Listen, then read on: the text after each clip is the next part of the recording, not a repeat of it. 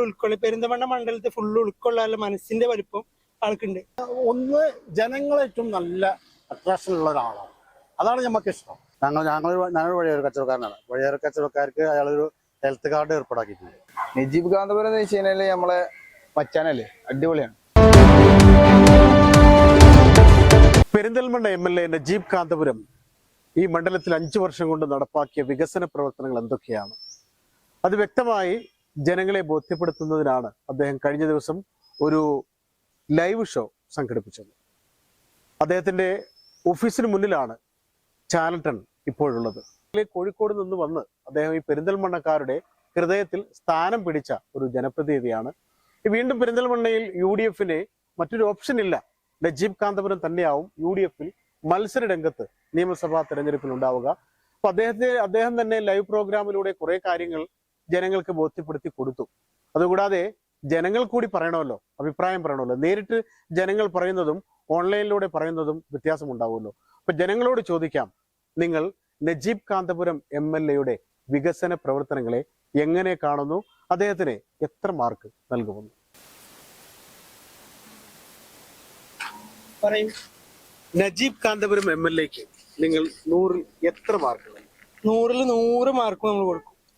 അതായത് മുഖ്യമന്ത്രി പറഞ്ഞു മൂപ്പര് മറ്റേ മൂപ്പര് ചെറുപ്പത്തിന് ഉദ്ദേശിക്കുന്നത് വലിപ്പമില്ലാന്ന് എന്തോന്ന് പറഞ്ഞു. പക്ഷെ പെരിന്തൽമണ്ണ മണ്ഡലത്തിനെ ഫുള്ളായിട്ട് ഉൾക്കൊള്ളാനുള്ള വലിപ്പമുള്ള മനസ്സിനുണ്ട്. ഏറ്റവും ചെറിയ ആളെ മുതൽ തട്ടുകട നടത്തുന്ന കുട്ടിനെ മുതൽ ഏറ്റവും വലിയ ആളുകളെ മുതൽ ഫുള്ള് ഉൾക്കൊള്ളി പെരിന്തൽമണ്ണ മണ്ഡലത്തെ ഫുള്ള് ഉൾക്കൊള്ളാനുള്ള മനസ്സിന്റെ വലിപ്പം ആൾക്കുണ്ട്. ആൾ ഐറ്റിനെ പറ്റിയിട്ട് ആള് അത്ര അതിനുള്ള ആളില്ല എന്നെന്തോന്ന് മുഖ്യമന്ത്രിന്റെ ഒരു സ്റ്റേറ്റ്മെന്റ് കണ്ടിട്ടുണ്ടായിരുന്നു. പക്ഷെ ഈ പെരിന്തൽമണ്ണയെ മൊത്തം ഉൾക്കൊള്ളാനുള്ള വലിപ്പമുള്ള മനസ്സിനുണ്ട്. അതാണ് എനിക്ക് പറയാനുള്ളത്. പെരിന്തൽമണ്ണ MLA നജീബ് കാന്തപുരത്തെ കുറിച്ച് താങ്കളുടെ അഭിപ്രായത്തില് അദ്ദേഹത്തിനൊരു 100ൽ എത്ര മാർക്ക് താങ്കൾക്ക്? ഒരു 95% കൊടുക്കാം. അത്രയും മാർക്ക്. അപ്പൊ അദ്ദേഹത്തെ കുറിച്ച് വ്യക്തമായിട്ട് അറിയാം. വ്യക്തമായിട്ട് അറിയാം. ന്യൂസിൽ കൂടി അറിയാം. പിന്നെ അതായത് ഡെയിലി പേപ്പർ വായിക്കുന്നതുകൊണ്ട് അതുകൊണ്ട് വിലയിരുത്തിയിട്ട് പിന്നെ നവമാധ്യമങ്ങൾക്ക് കൂടി അങ്ങനെയും അറിയാം. ഇവിടെ അദ്ദേഹത്തിന് ഇപ്പൊ കഴിഞ്ഞ ദിവസം അദ്ദേഹം ഒരു ലൈവ് ഷോ നടത്തിയായിരുന്നു 5 വർഷത്തെ വികസന പദ്ധതികളെ കുറിച്ച്. ഇപ്പോ ഇടതുപക്ഷത്ത് സ്വതന്ത്ര സ്ഥാനാർത്ഥി ആരാണെന്നായിട്ടില്ല. ഇവിടെ UDFന്റെ നജീബ് കാന്തപുരത്തിന്റെ മത്സരിക്കാമെന്ന് ഏകദേശം ഉറപ്പാണ്. അപ്പൊ അദ്ദേഹത്തിന്റെ പ്രവർത്തനങ്ങളെ താങ്കൾ കേട്ടിട്ടുണ്ട്. എങ്ങനെയാണ് താങ്കൾക്ക് വിലയിരുത്താൻ? അത് നല്ല ഒരു ഇപ്പൊ അടുത്ത് വന്നതില് കുഴപ്പമില്ലാത്ത ഒരാളാണ്. പിന്നെ നവമാധ്യമങ്ങൾ കൂടി നല്ല ഉഷാറാണ്. യൂത്ത്, പ്രത്യേകിച്ച് യൂത്ത് IASന്റെ ഒരു കാര്യങ്ങള്, IAS അക്കാദമി കേരളത്തിൽ ആരും ഒരു MLAക്കും തലയിൽ വരാത്ത. പിന്നെ ഒന്ന് ജനങ്ങളെ ഏറ്റവും നല്ല അട്രാക്ഷൻ ഉള്ള ഒരാളാണ്. അതാണ് നമുക്ക് ഇഷ്ടം. പിന്നെ തെരുവ് നാളെയോടെ പോയപ്പോ തെരുവ് കച്ചവട കുട്ടിക്ക് എന്തോ ഒരു മുട്ടായിയോ എന്തോ വാങ്ങിക്കുന്ന ഒരു സംഗതികള്, അത് മാത്രമല്ല അതേമാതിരി ഒരുപാട് അനുഭവങ്ങളുണ്ട്. ഈ പാവപ്പെട്ടവരെ ആരെങ്കിലും ഒക്കെ ഉണ്ടെന്ന് പറഞ്ഞാൽ അദ്ദേഹം എവിടെയെങ്കിലും ആരല്ലോ ഏത് രാത്രിയിലും വീട്ടിൽ കയറി ചെന്ന് അവർക്കുള്ളത് വേണ്ടി അതുണ്ട്. അതാണ് യൂത്തിന്റെ ഒപ്പം നിൽക്കണെന്ന് പറഞ്ഞത്. യൂത്തിന്റെ ഒപ്പം നിൽക്കണ. പിന്നെ ഇന്നത്തെ ഉള്ള കാലം ജനറേഷനുമാണ്. പിന്നെ മുമ്പ് നേതാക്കന്മാര് പറഞ്ഞ മാതിരി പിന്നെ ICന്ന് പോളും സീറ്റിൽ മത്സരിക്കുക പറഞ്ഞ ആ തത്വം ഒഴിവായി ഇവരൊക്കെ വന്നതോട് കൂടിയിട്ട് അത് നല്ലൊരു പോസിറ്റീവായിട്ടാണ്, നല്ലൊരു കാഴ്ചപ്പാടാണ്. പിന്നെ പൊതുവെ മൂപ്പര് ജനങ്ങളെ ഏറ്റവും നല്ലൊരു അട്രാക്ഷനാണ്. അത് ചെക്കന്മാരായാലും പ്രായമുള്ളവരായാലും പാർട്ടി അല്ലാത്തവരായാലും. ഞാൻ അങ്ങനെയാണ് അവരെ കാണുന്നത്. ഞാൻ വ്യത്യസ്ത രാഷ്ട്രീയത്തിലാണെങ്കിലും ഞാൻ അങ്ങനെയാണ് അദ്ദേഹത്തെ നോക്കിക്കാണുന്നത്. നല്ലത് കണ്ടാല് നല്ലത് പറയാം, അത്ര ഉള്ളത്. അപ്പൊ അദ്ദേഹം വ്യത്യസ്ത രാഷ്ട്രീയ പാർട്ടിക്കാരനാണ്, ലീഗുകാരനോ കോൺഗ്രസ്സുകാരനോ ഒന്നും അല്ല എന്ന് തന്നെയാണ് നമുക്ക് മനസ്സിലാവുന്നത്.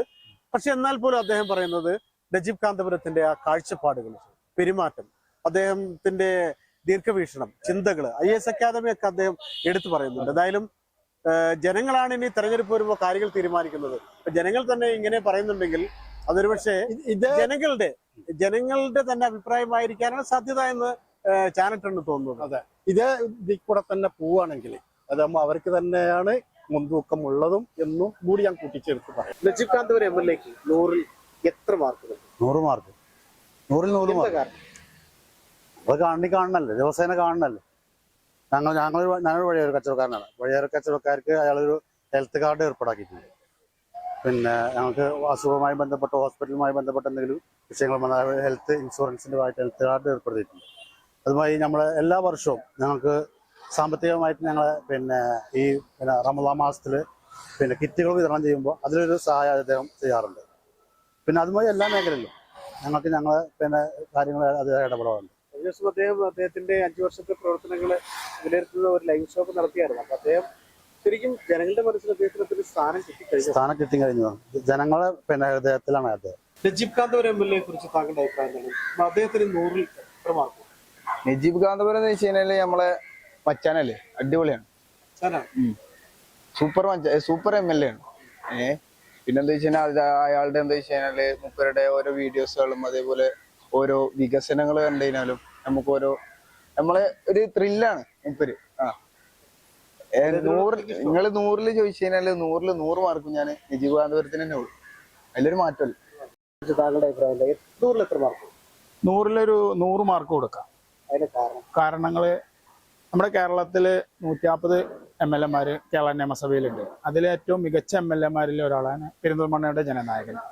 അന്ന് പെരിന്തൽമണ്ണയിലേക്ക് തെരഞ്ഞെടുപ്പിൽ 2021 മത്സരിക്കാൻ വരുമ്പോൾ അവർ നടത്തിയ ഒരു പ്രഖ്യാപനങ്ങളുണ്ട്. അവര് ഫസ്റ്റ് പരിപാടിയിൽ തന്നെ റാലിയിൽ മൂപ്പര് നടത്തിയൊരു പ്രസംഗം ഇപ്പോഴും ശ്രദ്ധേയമാണ്.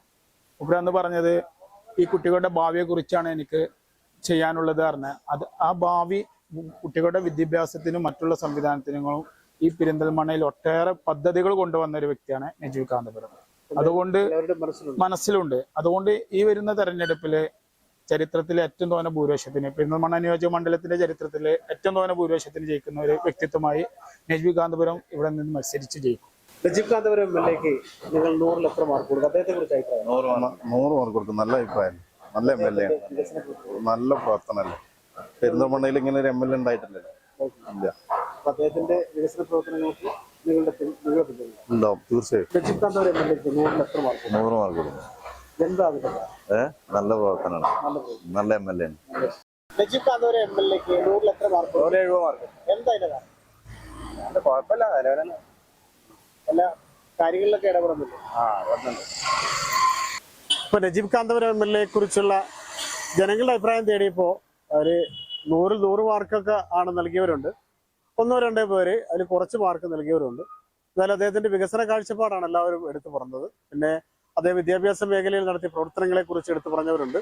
അപ്പൊ ഏതായാലും അദ്ദേഹത്തിന്റെ കഴിഞ്ഞ ദിവസം അദ്ദേഹം ലൈവായിട്ട് ജനങ്ങൾക്ക് മുമ്പിൽ 5 വർഷത്തെ വികസന പ്രവർത്തനങ്ങൾ എടുത്ത് കാണിച്ചായിരുന്നു. അതുമായി ബന്ധപ്പെട്ടുള്ള ചോദ്യങ്ങളോട് ജനങ്ങൾ പ്രതികരിച്ചത് അദ്ദേഹത്തിന്റെ പ്രവർത്തനങ്ങൾ നല്ലതാണെന്ന് പ്രതികരിച്ചവരാണ് കൂടുതലും. കാരണം ഒരുപക്ഷെ അദ്ദേഹം എടുത്തു കാട്ടുന്ന പല കാര്യങ്ങളും കേരളത്തിലെ 140 മണ്ഡലങ്ങളിലും ഇല്ലാത്തൊരു സംഭവം വരെ ഇവിടെ ഉണ്ട്. ഒരു IAS അക്കാഡമി അദ്ദേഹത്തിന്റെ ശ്രമഫലമായി കൊണ്ടുവരിക എന്നൊക്കെ പറഞ്ഞാൽ അദ്ദേഹത്തിന്റെ വിദ്യാഭ്യാസപരമായുള്ള കാഴ്ചപ്പാട് എത്രയാണെന്നുള്ളതിന്റെ ഒരു തെളിവ് കൂടിയാണ്. ഇനി ജനങ്ങളാണ് നിയമസഭാ തെരഞ്ഞെടുപ്പിൽ കാര്യങ്ങളൊക്കെ തീരുമാനിക്കേണ്ടത്. ഇപ്പൊ ജനങ്ങൾ പലരും ഈ അഭിപ്രായം പറഞ്ഞു. ബാക്കിയുള്ളവരുടെ അഭിപ്രായം എന്താണെന്ന് ഞങ്ങൾക്കറിയില്ല. ജനം തീരുമാനിക്കട്ടെ. അവരുടെ പൂർണ്ണമായ അഭിപ്രായം എന്താണെന്ന് ജനമാണ് അവരുടെ താല്പര്യം എന്താണെന്ന് തീരുമാനിക്കേണ്ടത് ജനങ്ങളാണ്. ജനം തീരുമാനിക്കട്ടെ എന്നാണ് ഞങ്ങൾക്ക് പറയാനുള്ളത്. ക്യാമറമാൻ ഷാഹിദ് കക്കൂത്തിനൊപ്പം ജബ്ബാർ വേണാട്, ചാനൽ 10, പെരിന്തൽമണ്ണ. സ്വർണം വാങ്ങി, പക്ഷെ ബില്ല് വാങ്ങിയില്ല. അയ്യോ, കടക്കാരൻ പറഞ്ഞിട്ടുണ്ടാവും ബില്ല് വേണ്ട, GST ലാഭിക്കാന്നൊക്കെ. ഒരു ചെറിയ ലാഭത്തിന് വേണ്ടി എത്ര വലിയ റിസ്ക് എടുക്കുന്നത്. നാളെ ഒരു നിയമം വരും.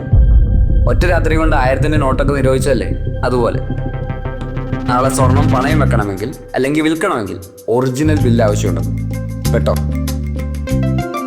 പിന്നെ സ്വർണം അണിയാൻ വേണ്ടി മാത്രമുള്ളല്ലോ, അതൊരു ഇൻവെസ്റ്റ്മെന്റ് കൂടെ അല്ലേ. അതുകൊണ്ട് സ്വർണം വാങ്ങുമ്പോൾ GST നൽകിയെന്ന് ഉറപ്പുവരുത്തുക. സഫ ഗോൾഡ് ആൻഡ് ഡയമണ്ട്സ് ഒറിജിനൽ ബില്ലോടുകൂടി മാത്രം സ്വർണം വിൽക്കുന്നു. Safa Gold and Diamonds, different by design.